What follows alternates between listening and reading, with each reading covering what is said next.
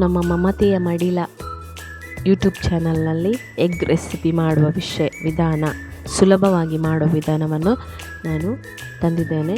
ಎಲ್ಲರೂ ಸಪೋರ್ಟ್ ಮಾಡಿ ಗಾಯ್ಸ್. ಮೊದಲು ಬಾಣಲೆಯಲ್ಲಿ ಎಗ್ಗನ್ನು ಬೇಯಿಸ್ಲಿಕ್ಕೆ ಇಡಬೇಕು.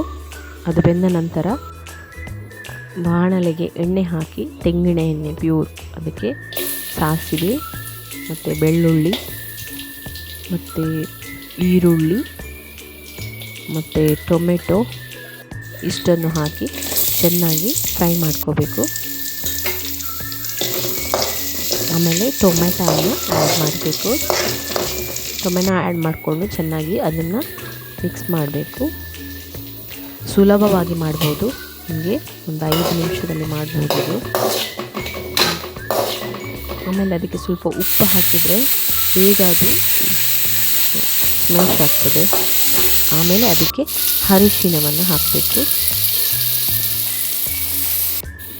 ಆಮೇಲೆ ನಾವು ಮನೆಯಲ್ಲಿ ಮಾಡಿರುವಂತಹ ಮಸಾಲ ಹುಡಿ ಅಂದರೆ ಮೆಣಸಿನ ಹುಡಿ, ಅದನ್ನು ಹಾಕಿ ಮಿಕ್ಸ್ ಮಾಡ್ಕೋಬೇಕು. ಒಂದು ಅರ್ಧ ಗ್ಲಾಸಷ್ಟು ನೀರನ್ನು ಹಾಕಬೇಕು, ಬಿಸಿ ನೀರು.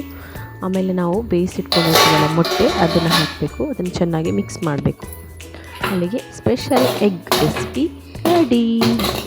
ನೀವು ಒಂದ್ಸತಿ ಟ್ರೈ ಮಾಡಿ ಮತ್ತು ತಿಳಿಸಿ. Thank you. ಎಲ್ಲರೂ ಹೀಗೆ ಸಪೋರ್ಟ್ ಮಾಡಿ ನಮಗೂ. Thank you guys. Thank you, ಧನ್ಯವಾದಗಳು.